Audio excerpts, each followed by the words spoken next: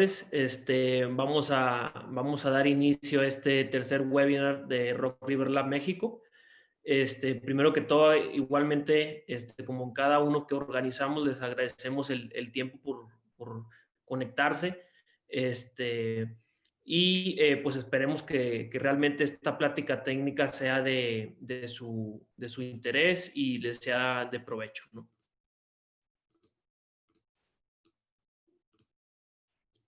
En este caso vamos a estar hablando sobre análisis nutricional integral con la TMR, los usos, el impacto y los resultados que pudiera tener en cada uno de los establos, ¿no?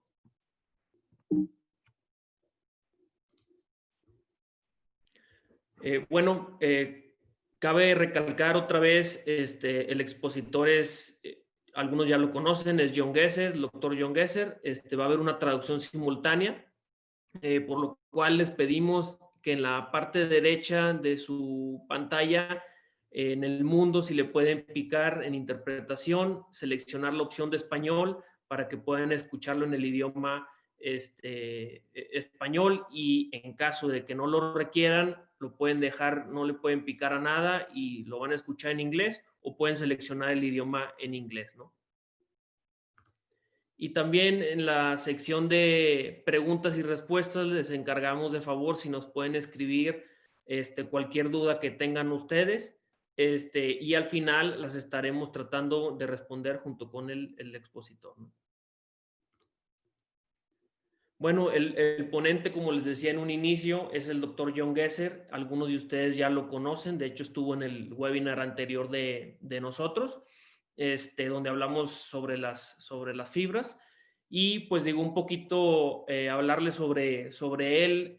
John es de Estados Unidos, creció en un establo lechero de su familia. En su momento, en 1980, tenían 60 cabezas y en la actualidad ya tienen más de 1,000 vacas en ordeña, ¿no?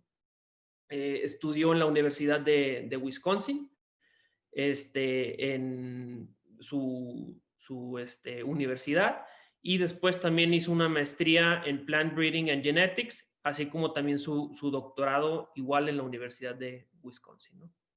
En el 2012 se incorporó a Rock River, y lógicamente todavía sigue aquí apoyándonos a nosotros, y actualmente es el director de investigación y desarrollo del laboratorio, ¿no? Entonces, muchas gracias, John, por este tiempo, por apoyarnos en todos estos webinars, y creo que ha sido de mucho provecho para todos nosotros, ¿no? Aquí en México, ¿no? Entonces, ahora le voy a dar la palabra a John, y al final otra vez retomaremos un poquito algunos anuncios que hay que dar, ¿no? Muchas gracias. Good day, and thank you for the opportunity to work with you all in discussing total mixed ration analyses and numerous different ways that we can use this laboratory tool to have an impact for your agribusiness. I appreciate the introduction and the opportunity to work with you all in Mexico outside of the United States, but yet understanding Mexican dairy industry is very progressive, and I look forward to helping you all improve your performance and profitability. Speaking of profitability, it's important that we not only recognize where we have been in the past in economics, but also forecast into the future so that we can have some idea of what opportunities may exist over the next 6 to 12 months. And the forecast for dairy profitability is portrayed in this graphic from marginsmart.com. A break-even point per unit of milk production is identified here if you follow my cursor. So at this level is the point where dairies break even. What we can see based upon projections from the last 2 weeks with futures prices for milk and corn and soybeans, the dairy industry is forecast to have some strong profitability in the next 3 to 6 months. So here in the near future, we should be identifying opportunities to improve milk production per unit of dry matter intake and capture every bit of financial performance in November and December and January into next year. The forecast 6 and 12 months from now looks a little bit more difficult based upon the current economic projections. Using TMR analyses at the laboratory can help us identify economic opportunities. You may recall from joining me in a prior webinar that our focal point is now identifying efficiency opportunities. It is no longer valuable to focus on liters of milk produced per cow per day. In this example, recall that we have two very high performing dairies producing likely 45 liters per dairy for dairy 2 and dairy 7. However, the production stems from very different feed intake. Dairy 2, the cows have much less feed intake, 54 pounds, roughly 25, 23 kilos intake, whereas dairy 7 consumes much more feed to produce the same amount of milk. Dairy 2 is a much greater dairy in feed conversion efficiency. The cows are more efficient, and this increased efficiency equates to improved financial performance.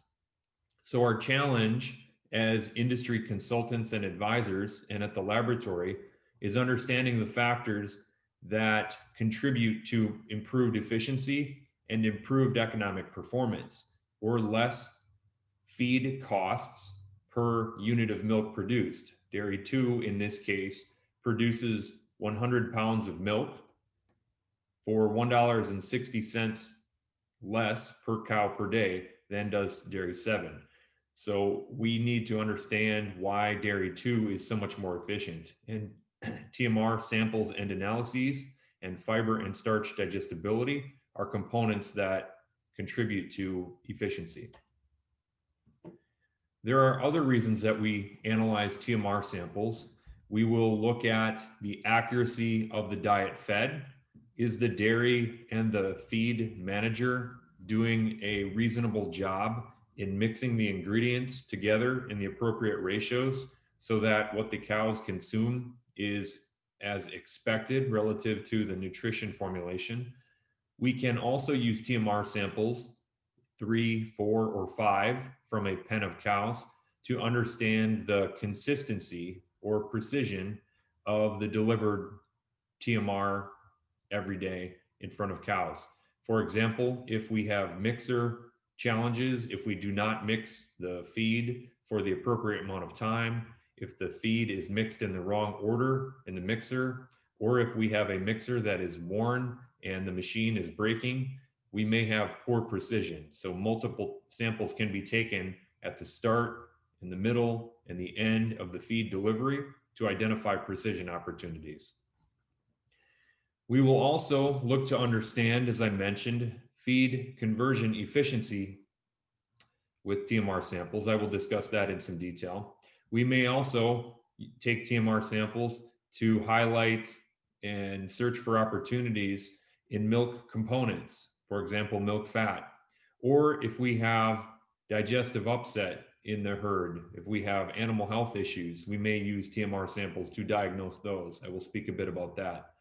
And of course, in the case of calcium metabolism and transition cow diets, dry cows through transition cows, we will analyze minerals, and ideally we should use wet chemistry in those situations to make decisions. And then one other area that we will use TMR samples is during periods of time when we have exceptional performance, when the dairy health and cow performance is very high, very good. It can also be beneficial for us to document why and how the dairy cows are performing very well. I will also work with some feed industry professionals or industry professionals to use TMR samples to identify opportunities for new business. So for example, if I am looking to gain experience with a dairy that I do not have experience with previously, a TMR sample can offer me great insight into what the dairy opportunities are. I have a video of me taking a TMR sample that I will play for you all because taking a sample is not an easy task. Please disregard me speaking in English, but please pay attention to the technique that I utilize in this 4 to 5 minute video.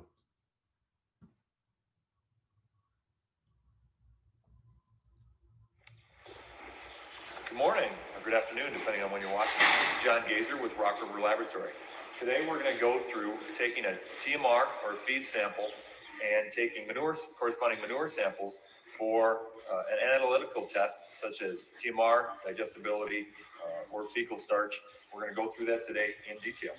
I'm going to start this morning by taking the TMR sample. We'll show you how to accurately take a TMR sample, or the best that we can, and then we're going to go through taking manure samples as well and show you how to mix and subsample those so we can get the best sample we can off to the lab.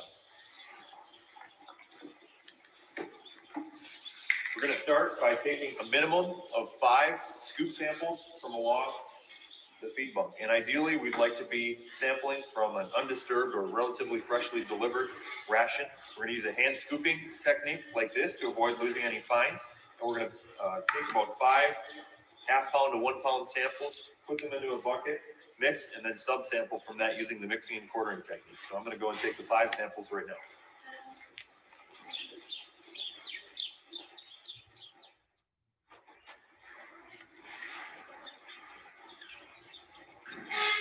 So you see I spaced the samples out evenly throughout the bunk because sometimes there can be variation with where the TMR was delivered due to the feed mixer and whatever else.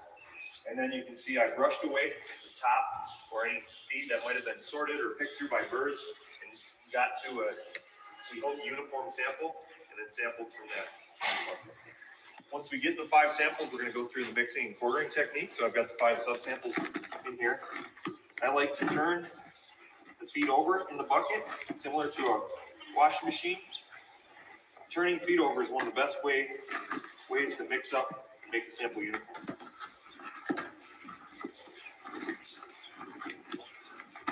Again, I'm using my hand to get down to the bottom and avoid missing any fines, picking it up and turning it over. And then for the mixing and quartering technique, either on a piece of plastic or a spot of clean concrete, we'll go and we'll get our 5 samples down to a subsample of about 1 pound that we'll then send into the laboratory. Dump the sample out, split the sample roughly in half. Split the subsamples in half again, and discard 1/4 and 1/4, so we're throwing half the sample out. So we mixed and quartered. Now we're going to put the entire subsample back in the bucket. We do the same thing again until our sample is small enough for about a 1/4 bag, roughly a pound. Usually about 2 times mixing and quartering. If we take 5 hand samples, it might take 3 times. If we take more samples, if we have say 100, 200, 300 cow pen, you might have to take 5 samples to accurately represent the feed or the TMR from that bunk.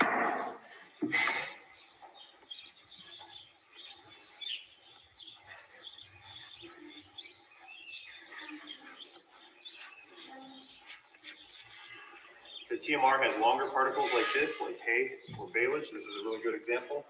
Again, when you dump everything out, be careful that we're not pulling pieces from the remaining quarters that we're going to sample from. So just try and be judicious and be as representative of the TMR as possible.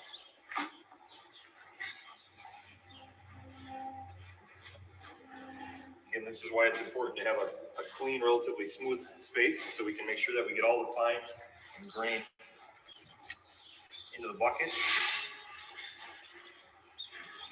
You see, nothing left. And then here's going to be your sample bag. I pre-label the sample bags with your farm name and then just simply a TMR for a sample identification. This is about what we have left.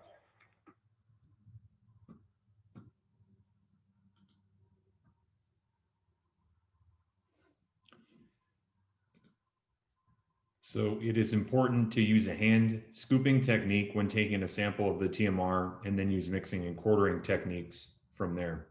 If you would like to view this video again, it is available on YouTube, titled How to Collect a TMR Sample. And you can watch me record on the recorded video again.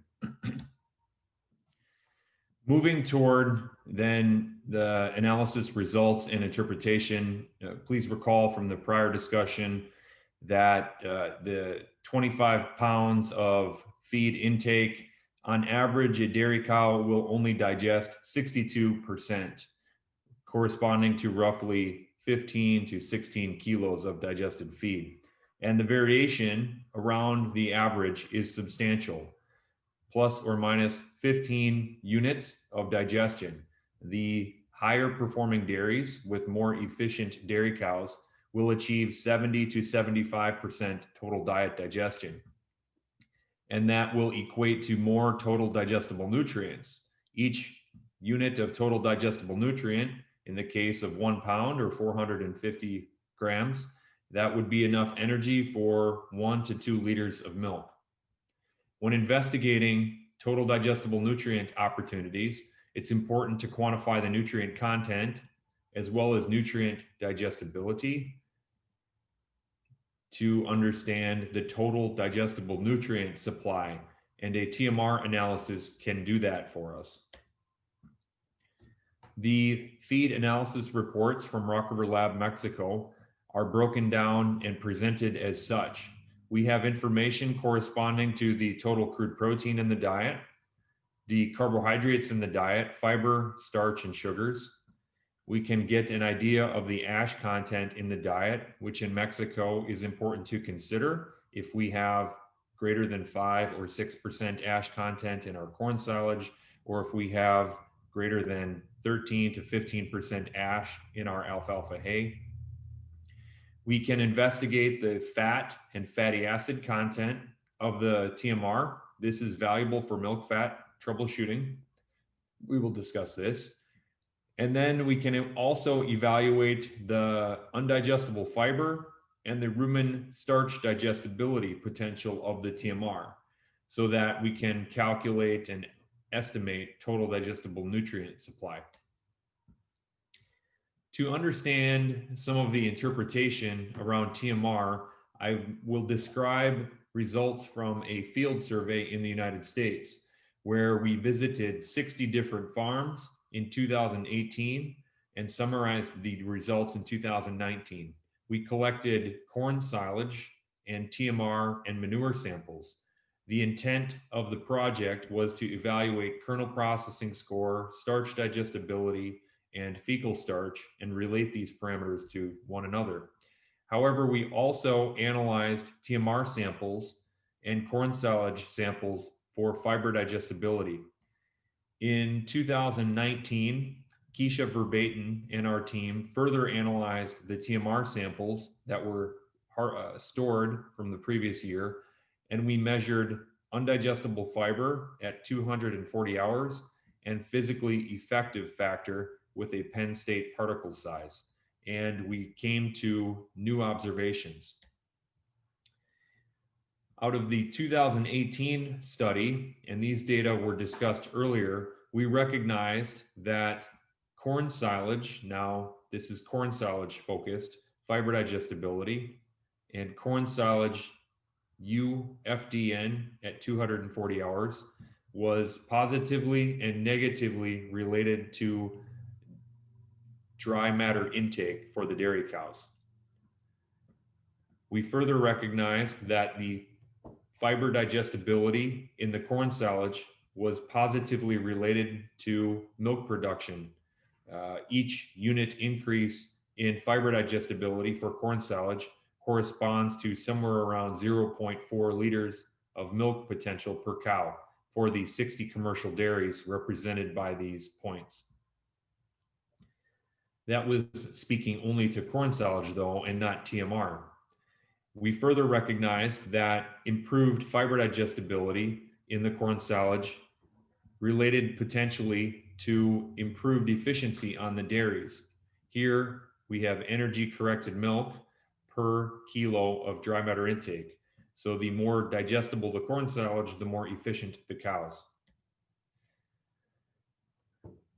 Using some of the regression equations and slopes, we recognized that corn silage, below average corn silage or average corn silage of 55% fiber digestion potential at 30 hours relative to a very good quality corn silage at 65% fiber digestibility at 30 hours, that could equate to 4 liters of milk per cow per day, or a difference in feed conversion efficiency of 1.48 relative to 1.54. We also recognized that the UFDN at 240 hours was similarly related to milk, and the greater the undigestible fiber in the corn silage, the less potential for milk. So we can look at UFDN in corn silage and understand that that impacts energy potential. However, our interests today are in using the total mixed ration analysis. And so to start the discussion on understanding feed efficiency opportunities and management, I will reference research presented by Rick Grant in the Minor Institute. I have worked with Rick Grant in the past, and he has allowed me to share these slides with you all. Research at the Minor Institute, which you may be aware of, recognized that for a total mixed ration, UFDN at 240 hours, similar to our observations on corn silage, the more indigestible fiber, the more lignin in the diet, the lower the dairy cow dry matter intake. Rick Grant's recent research with Michael Miller and their team also accounted for particle size. So measured physically effective factor and multiplied that by the undigestible fiber, and they recognized a stronger relationship with dry matter intake. So the R square of the model improved from 0.62 to 0.86. So the hypothesis was that physically effective undigestible fiber is a parameter we can monitor for dairy performance. Similarly, as we investigated the undigestible fiber relative to energy corrected milk potential, the more undigestible fiber, the less potential for milk production. And when their team added in the physically effective factor and correction, the relationship seemed to be stronger with milk production. So our team, with samples from the field survey, sought to make the same comparisons as the Minor Institute. There are two big differences between our approach and the Minor Institute approach. First, we surveyed in our survey 60 commercial dairies, whereas the Minor Institute was one dairy farm. Further, there were many different diets, many different forages fed across the 60 dairy farms in the field survey, whereas at the Minor Institute, very similar forages and diets were fed throughout time. So in our field survey, when we measured undigestible fiber and physically effective undigestible fiber, we did not recognize a relationship with dry matter intake. No relationship for these. So this is very different than the Minor Institute observations, but to me is an example of the management impact for different dairy farms, because I do believe that there is an impact or relationship between undigestible fiber and dry matter intake. However, management is likely a larger factor in bunk space and frequency of the TMR being fed are probably larger impact factors relative to dry matter intake. However, when we investigated the energy potential in milk production per cow per day, we began to observe some relationships. So for example, the greater the undigestible fiber in the diet, the less milk production per cow per day. So this now, when evaluated across or between 60 commercial dairies, gave us an understanding of how we can use the TMR UFDN analysis. A difference between an average value of 10 to 12 and a goal value of 6 to 8 may be 2 to 3 liters of milk per cow per day. Further, when we investigated the TMR UFDN value compared to the feed conversion efficiency, we observed a meaningful relationship where cows with the level of 6 to 8% UFDN in the diet, percentage of dry matter, seem to be the most efficient compared to the cows with average or greater than average levels of undigestible fiber. This is meaningful in coming back to feed conversion efficiency and economic comparisons. With a value of 7% in the TMR, the cows can produce more milk per unit of feed, and this can equate to less in total feed costs to produce the same amount of milk. This is one way that we can improve business performance and profitability. Using this tool now, and we have these NIR calibrations, and we can make these measurements for you at Rock River Lab, Mexico. We recognize an average throughout the world of roughly 10% UFDN at 240 hours. The lower values, which we should think of as a goal, are 7% or below. Whereas in comparing to higher values, the lower quality forages or diets with a lot of indigestible fiber will be 13% or greater percentage of dry matter. We are also beginning to look at starch digestibility to understand energy potential in the rumen. So while the data I shared with you before was strictly evaluating fiber relative to milk production, I also look at the starch digestibility. And while I do not have a data and relationships that I can share with you similar to the previous slides, we do observe that an average diet for rumen starch digestibility is 75%, and the less digestible corn silage and grain in the total mixed rations may be as low as 65%. The goal with rumen starch digestibility should be optimal and approaching 85%. However, this does depend upon the total amount of starch in the diet, and I will also and often calculate rumen fermentable starch, and this value equates to both energy and feed conversion efficiency, as well as rumen health and milk fat depression. So we can identify opportunities with these two different carbohydrate digestibility estimates and better understand the total digestible nutrient supply with TMR analyses. I have an example investigating the rumen degradable starch.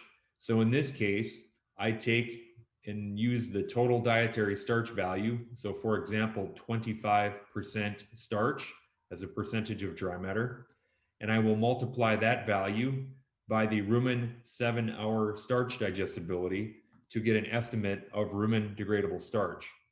Here in this case, we have graphed out the rumen degradable starch. So again, this is the total dietary starch multiplied by rumen starch digestibility. And this gives us an estimate of fermentable starch. And in this case, you can see for different regions in the United States, and each dot represents a separate TMR analysis by the laboratory. But if we have 25% starch times 0.75 or 75% digestible, that represents roughly 19% rumen fermentable starch. So that would be this value here. You can see that TMR samples average around 18 to 20% rumen fermentable starch, which could be considered a good position. However, look at the samples outside of the range. Many samples very low, in rumen degradable starch, and these TMR samples may highlight opportunities to improve either total starch content, total grain, or improving starch digestibility to improve feed conversion efficiency.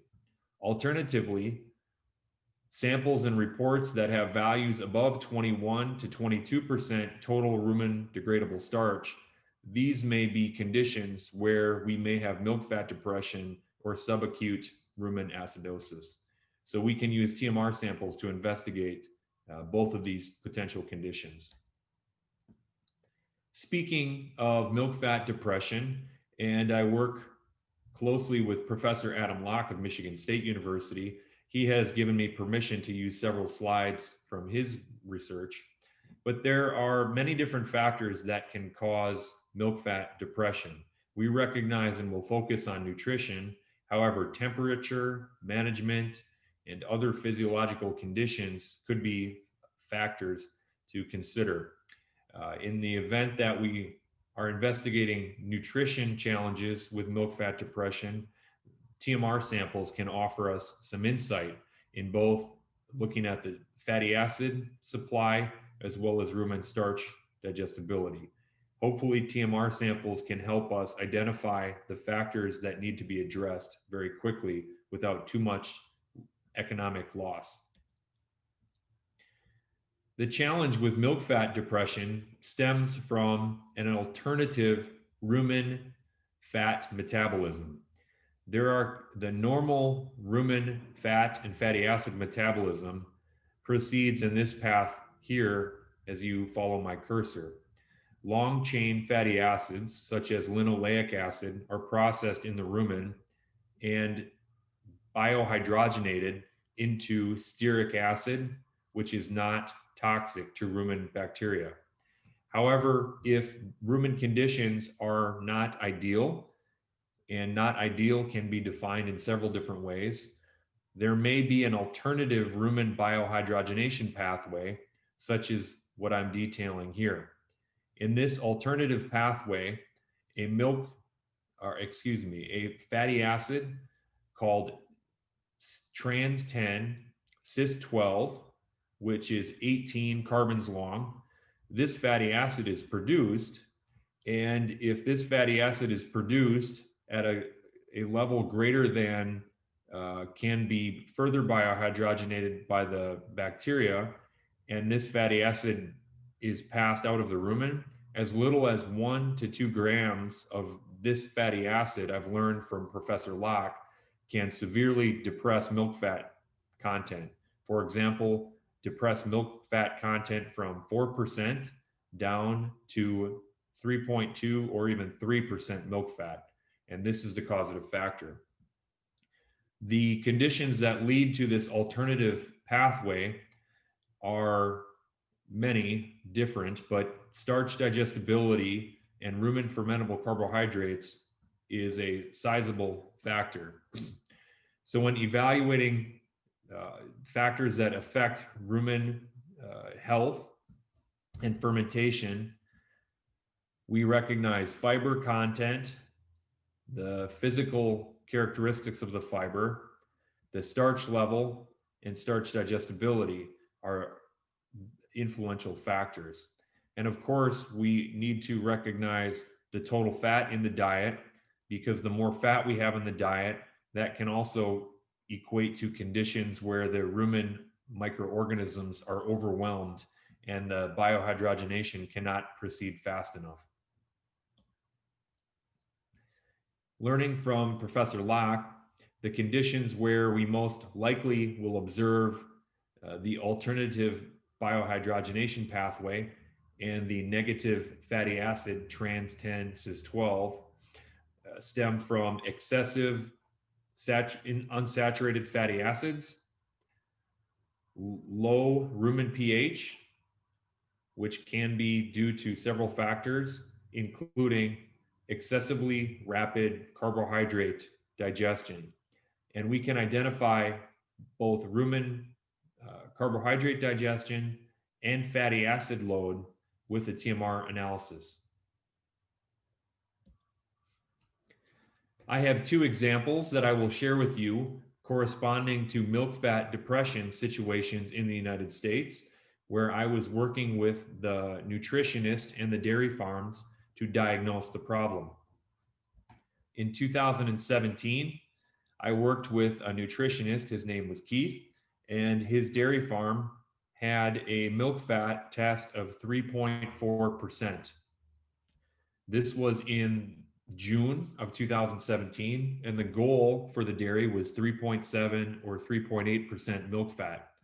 So the nutritionist asked me for support, and I suggested a TMR analysis to identify the causative factor.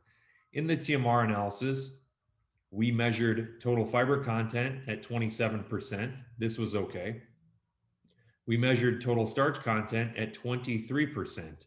This was quite low. And so typically less starch and less grain in diets does not equate to milk fat depression. So I was curious with this. I investigated, and we investigated the total dietary fat, total fatty acid load, and then also the rumen unsaturated fatty acid load of the total fatty acid content. I learned from the dairy that the cows were consuming 60 pounds, and I will do the calculation for you. 27 kilos of dry matter intake. And of the 27 kilos of dry matter intake, when I multiplied 27 kilos times 2.63% total fatty acid, and recognizing that 73% of the total fatty acid was unsaturated fatty acid, I determined that the cows were consuming 522 grams of rumen unsaturated fatty acid load. This could be of concern, so the dairy may opt to feed less in total fat or identify where the unsaturated fat was coming. However, this was a secondary concern relative to the rumen starch digestibility. In this case, evaluating the 7-hour rumen starch digestibility, recall that I described an average diet is 75% digestible. However, in this case, the starch digestibility was 96%. So nearly 100% of the starch and the grain in this diet was being digested in the rumen. And so when I multiplied the total starch content at 23%, multiplied this by 96%, I calculated rumen digestible starch to be 22%. So the dairy had fed less corn grain in hopes of improving milk fat. However, the starch and the grain was so very digestible, they could not remove enough corn grain. And so in this case, the dairy was feeding a high moisture corn, which was very digestible. We needed to balance and remove high moisture corn and feed dry corn to decrease the rumen starch digestibility and correct the butterfat situation. The dairy did that, and milk fat improved. Another dairy with a different situation, we had a TMR analysis also in June of 2017, roughly 27% fiber, which was okay. In this case, the dairy was feeding much more starch, 28 to 29% starch. However, the rumen starch digestibility was much more reasonable at 70%. When multiplying the starch content by the 7-hour rumen starch digestibility, I estimated that rumen degradable starch was 20%, and this was okay. However, this dairy still had 3.3% butterfat, and the goal for the dairy was 3.6%. So as we looked for other opportunities, we focused our attention on the total fatty acid content. In this case, an average TMR through the laboratory was 2.4% total fatty acid, but in this case, the dairy had 3.4% total fatty acid, and 72% of the fatty acid was unsaturated fatty acid. So in this case, for the dairy at 27 kilos of dry matter intake, the cows were consuming 670 grams of rumen unsaturated fatty acid every day. Simply far too much fatty acid, unsaturated fatty acid. In working with the nutritionist and the dairy, I learned that the dairy farm harvested soybeans and stored them and fed them whole to their dairy cows before removing the fat. So the dairy cows were consuming 2 to 3 kilos of raw soybeans with very, very digestible fat contained within the soybeans. And that was contributing to the unsaturated fatty acid load. And this was the problem. The dairy needed to remove the soybeans from the ration, from the diet. They did that, and milk fat improved. So these are two different examples of how we can use TMR analyses to troubleshoot milk fat. And in working with Ken and Leandro, they have the necessary experience to be able to offer support for you in interpreting and helping to make decisions based upon TMR analyses with my support. The one other way that I will discuss today in how we use TMR samples is to identify areas identify conditions that are contributing to digestive upset or poor animal health. This is an area where I have learned very much in the last 5 years, and one where we continue to learn. We recognize that animal health is affected by many different aspects on farm. Many will focus on mold and mycotoxins. However, nutrition stress, management and environmental stress, and undesirable bacteria present in the food or the water can all combine to contribute to digestive health and animal health issues. TMR analyses can give us insight and provide some direction for how we can improve animal health if we have sick cows or if we recognize variation in manure or digestion. The TMR analysis, as I've described before, will be helpful to compare the expected nutrition profile relative to the measured nutrition profile. And we can go further in measuring fungal contamination, mycotoxin contamination, and now more recently, we have research evaluating bacterial contamination. And this is not as common. However, I think this warrants addressing in this webinar because TMR samples have been very useful to diagnose challenges. So here are some recommendations if we make measurements for mold, yeast, and mycotoxins. And then also if we make measures for bacteria in, for example, Clostridium or Enterobacteria. And in conditions where, or in situations where we have digestive upset and animal health issues, I will also evaluate rumen digestible starch. But in this case, my focus is rumen indigestible starch, recognizing that in some cases where a nutritionist feeds a lot of corn grain, for example, 28 to 32% total dietary starch, we do that to optimize the total digestible nutrient and energy supply. However, if our rumen starch digestibility is very poor, then we can recognize anywhere from 3% to 9 or even 10% dietary starch that is passing through the rumen. So the starch that passes through the rumen can create hind gut or lower gut acidosis and can create intestinal health challenges. So in this case, I investigate the rumen bypass starch, and I recognize an average TMR is 6% of dry matter rumen bypass starch, and the goal is to have very little rumen bypass starch. But if we have 6 or 7 or 8% rumen bypass starch, that may be a contributing factor to hind gut acidosis and digestive upset. The last point I will make when sampling TMR is to consider variation around sampling. Sampling a TMR and sampling corn silage can be a difficult proposition. What we recognize with TMR samples is that the laboratory analyses are very good. Rock River Laboratory in Mexico and Rock River Laboratory in the United States have very strong laboratory protocols and very good NIR analysis calibrations.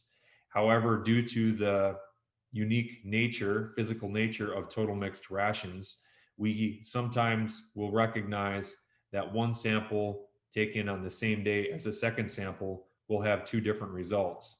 So that case is represented by this bullseye here, where we have high accuracy. The laboratory analysis is very good, but we have sometimes less precision because of the unique nature of the TMR sample.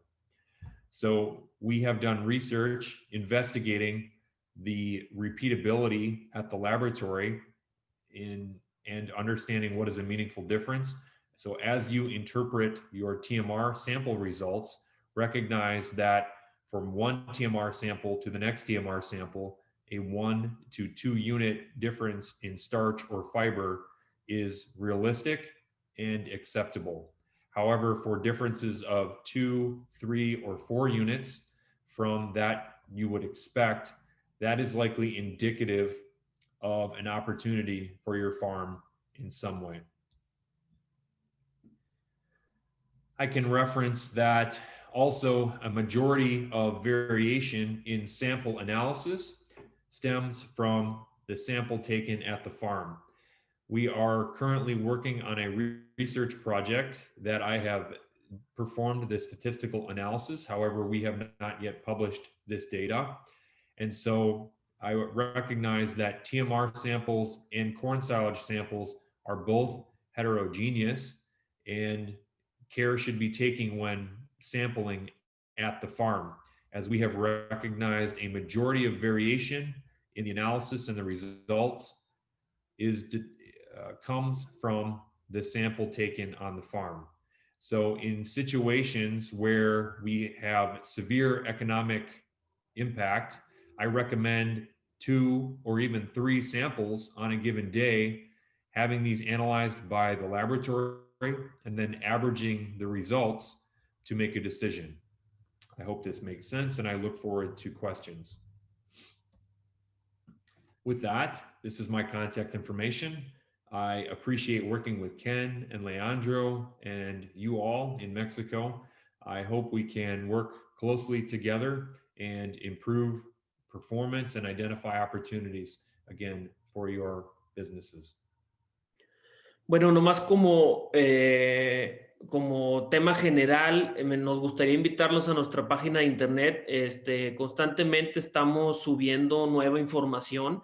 En este caso, como les comentaba en el webinar anterior, tenemos una sección de información técnica donde tenemos todas las guías de interpretación, donde hablamos sobre la digestibilidad del almidón, digestibilidad de las fibras, FDN o UFDN, y también hemos agregado los ácidos grasos volátiles y los productos de fermentación, almidón fecal y el KPS, que ahorita en la siguiente slide voy a estar hablando un poquito más sobre ese tema. Y también una nueva sección de clima e índice de estrés en ganado lechero, donde tenemos temperaturas y otros datos del medio ambiente de los meses de julio, agosto, septiembre y octubre, ¿no? También tenemos una nueva sección de eventos, en donde en esta sección van a poder encontrar todos los webinars que estemos dando aquí en México. También los vamos a tener en la plataforma de YouTube, entonces nos pueden encontrar como Rock River Lab México, ¿no? Igual, les comento, este webinar está siendo grabado y va a quedar publicado en 1 o 2 semanas con los subtítulos, ¿no? Bueno, este es un tema importante que me gustaría tocar, aprovechando que está también John, y por si alguno de ustedes tiene alguna duda, vamos a realizar una evaluación o una investigación en México sobre almidón fecal y KPS. No sé si recuerdan en una slide o diapositiva en el webinar inicial que nos ayudó Leandro de Rock River, Argentina, donde mencionamos la relación que existe entre almidón fecal y KPS, ¿no? Entonces, lo que queremos es darnos una idea de cómo estamos hoy en día en México. Entonces, vamos a tener diferentes objetivos. Va a haber un diagnóstico regional porque saben ustedes que estamos localizados en la comarca lagunera o en Torreón, Coahuila, y por lo tanto la mayoría de los establos también se encuentran en esta zona, ¿no? Entonces, estamos también tratando de abrir esta convocatoria a nivel nacional en otros establos del país. Entonces, lo que queremos es identificar por regiones y por país cómo estamos y después compararlo con Estados Unidos, ¿no? También queremos estimar las pérdidas económicas que puede haber por los altos valores de almidón fecal, tanto ya sea en el costo del grano o si no también en la producción de leche, ¿no? Y por último, esta relación que les comentaba, ¿no? Sobre el KPS, almidón fecal y la digestibilidad del almidón en el tracto total, ¿no? Nomás como comentarios generales, vamos a evaluar un mínimo de 20 establos, se realizarán 2 muestreos. Bueno, y aquí como les comentaba, vamos a incluir establos de La Laguna, Aguascalientes, Jalisco, Querétaro y Chihuahua. En total van a ser, como les decía, 2 muestreos, 8 muestras totales, y por lo tanto van a ser 2 muestras de TMR, 2 muestras de silo de maíz, 2 muestras de almidón fecal y 2 muestras de KPS, ¿no? Esta evaluación va a iniciar a inicios de noviembre. Vamos a bajar en un 30% los costos, o va a haber un descuento del 30% para que la gente o los establos se motiven a realizar esta investigación junto con nosotros y podamos tener una idea, repito, de cómo estamos actualmente en la laguna y en el país, y podernos comparar con Estados Unidos, ¿no? Vamos a realizar un reporte técnico donde lo vamos a publicar, todos van a estar o va a estar disponible, y con la idea también de posiblemente hacer un webinar donde John o Leandro nos pueden hablar un poquito más al respecto, ¿no? Cualquier duda o comentario que tengan sobre esto, como les digo, estamos abiertos a cualquiera que le pueda interesar. Algunos de ustedes ya los contactamos o los vamos a estar contactando para ver si les interesa y podamos pues incluirlos en esta investigación, ¿no? Y bueno, pues yo creo que pasamos a la sección de preguntas. Nuevamente le agradezco al John el tiempo y vamos a empezar con la primera, ¿no? Nos preguntan, ¿qué frecuencia de muestreo se recomienda en la TMR?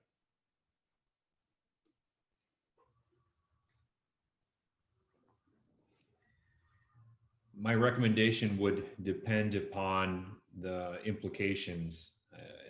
What decisions are we making, and how big of a farm? I would recommend sampling TMR no less than once per month. And of course, take my recommendations with some caution. I work for the laboratory, and so I will always recommend more sampling, but I say that as a joke. But one sample to every month to maybe one sample every 2 months, that information can be meaningful to help us monitor the accuracy of the diet fed and also help us identify opportunities in total digestible nutrient. There are dairy farms that I work with in the United States that sample their TMR weekly and sometimes 2 times per week to not only monitor accuracy of the diet fed, but also monitor consistency and variation from 1 week to the next.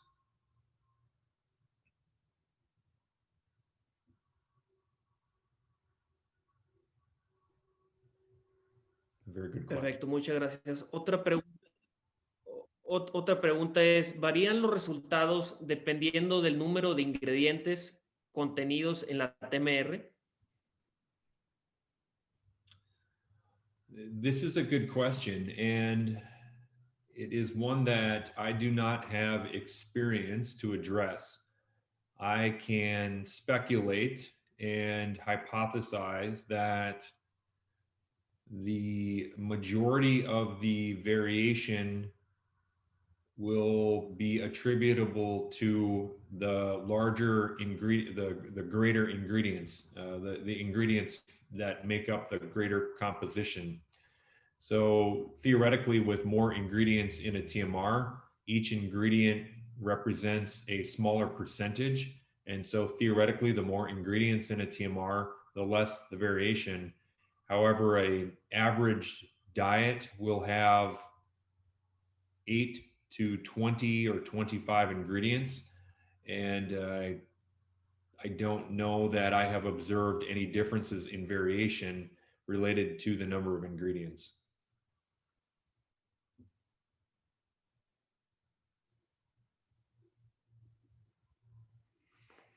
Ok, otra de las preguntas que tenemos y dice, para aclarar mejor el punto, en el establo menos rentable, que tiene menos litros de leche, con un mayor consumo de materia seca, el problema parecería, comparado contra el otro estable que es más rentable, que el problema no sería la UNDF a las 240 horas. Pero no estoy claro sobre la fibra físicamente efectiva. ¿Un indicador podría ser la condición del estiércol o tendríamos que buscar algo más? In this point, I did not make very strongly, but the physically effective UNDF, the physically effective factor, did not appear to strongly relate to dry matter intake when evaluating many different dairy farms. So I believe physically effective UNDF and UNDF are meaningful with each farm, but not comparing different farms. And so I would recommend using UNDF and physically effective UNDF within a farm, and each farm will have its own guideline. In the case of the example that I shared, I don't know ultimately what the contributing factors were that related to those two different dairies. Those two dairies were part of a peer group and financial analysis that I was part of several years ago. It could have been undigestible fiber. It could have been starch digestibility. It also could have been other management factors, but you pose a good question.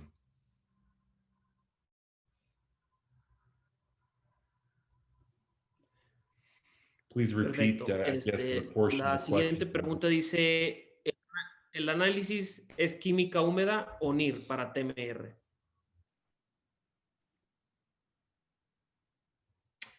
For TMR, and as we've discussed today, all of the relationships have been NIR or NIR.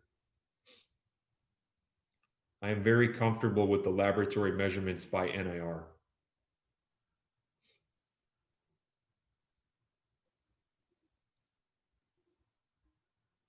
Ok, la siguiente pregunta dice, ¿qué tipo de alimentación es la más homogénea?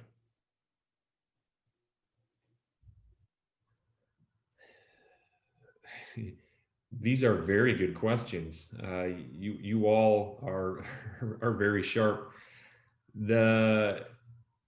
Based upon my experience, and I am now working with dairy farms in the United States, milking 5,000 and 8,000 cows. They are sampling their forages and their purchased feed 2 and 3 times per week. That is many, many, many times greater frequency than most dairy farms throughout the world analyze their feedstuffs. However, this is a special project and we are working together very aggressively. I share this experience because as I've learned with the dairy farm milking many thousands of cows and sampling their forages and commodity or purchased feeds 2 and 3 times per week, the variation in the feedstuffs is striking. Corn silage is one of the most variable feeds that the farm includes in their diet. and it is also one of the feeds that is included at the greatest percentage of the diet. In the case of purchased feeds, for example, soybean meal or canola meal or a heat or processed soybean meal, we have also recognized variation in those ingredients.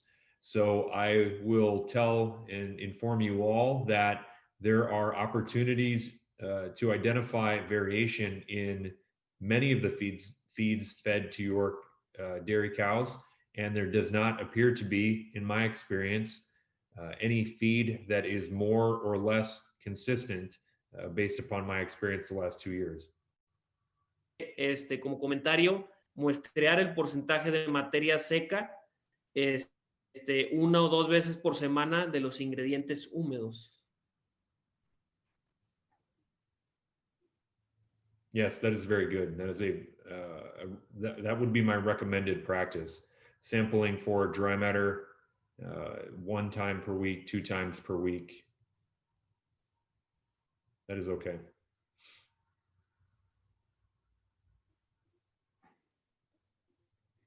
Ok, aquí otra pregunta dice, ¿cantidad necesaria en gramos o kilos en la muestra de TMR?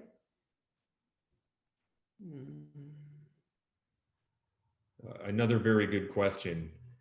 Historically, some have perceived the laboratory needing many kilos of sample. However, that makes it very difficult for Rock River Laboratory in Mexico and United States to analyze the sample. So the ideal sample volume is 500 grams.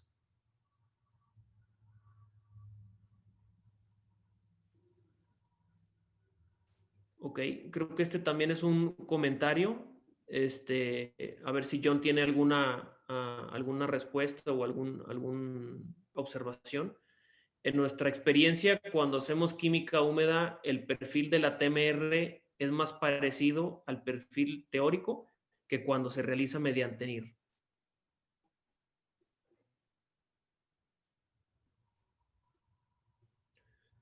Yes, I understand the question. I would agree 10 years ago that there may have been opportunities for the NIR to be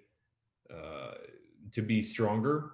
However, in my experience in working with Rock River Laboratory, our team has many thousands of samples built into our NIR calibration models, and we have used TMR analysis by NIR for many different purposes in the last 2 and 3 years with great confidence. I will not portray to you we are not perfect. We will always have opportunities to continue being better in a little bit in different ways. However, I am very comfortable with the laboratory analyses for the total mixed rations, the TMR, and I know that we can make decisions based upon TMR analyses, provided that the TMR sample submitted to the laboratory is representative of what the cows are consuming.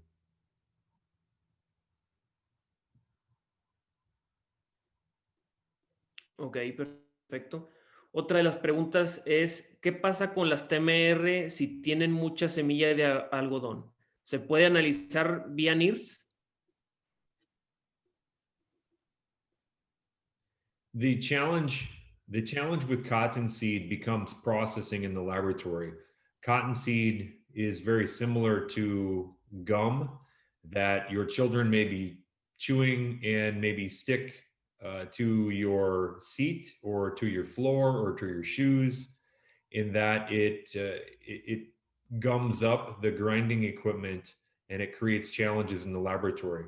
So for dairy feeding 1 kilo, maybe 2 kilos of cottonseed, it's probably okay when diluted out throughout the rest of the total mixed ration.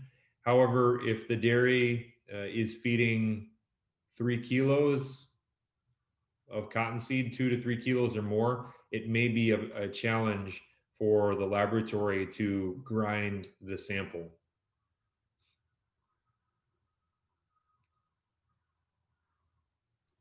Ok, otra pregunta es, ¿se haría química húmeda para los minerales de la TMR? Yes, yes, very, very good comment. So the TMR analysis by NIR is appropriate for protein, for carbohydrates, for fat, fatty acids, and for nutrient digestibility. However, if you recall on the slide I presented, there were no minerals reported by NIR, and that is with purpose. For mineral measurements on a total mixed ration, we need to perform wet chemistry. Las TMR deben ser por corral, considerando altas productoras, medias o bajas, o solo nos enfocamos a los corrales de frescas y altas.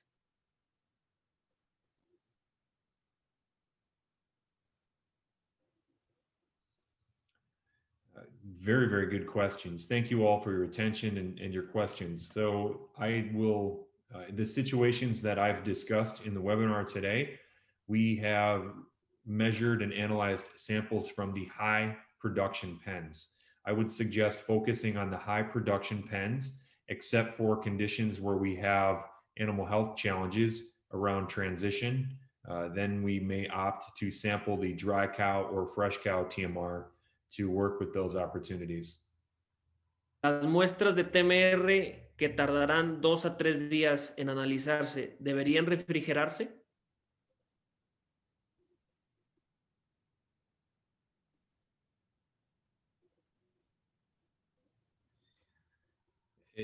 If the sample is taken at the end of a week and will not be delivered to a laboratory until the following week, yes, a refrigerator or storing in the freezer, frozen, is okay.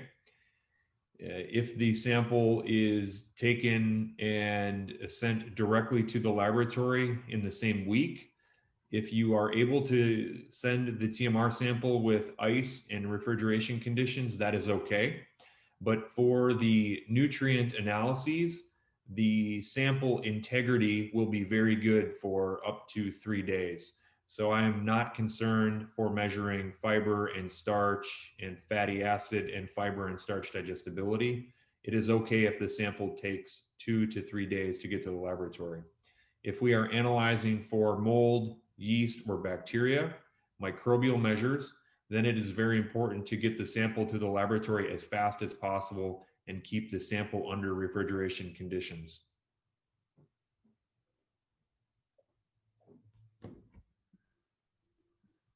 Excelente. Bueno, pues creo que esas fueron todas las preguntas. Ahí creo que mencionaron algo sobre el costo de una muestra.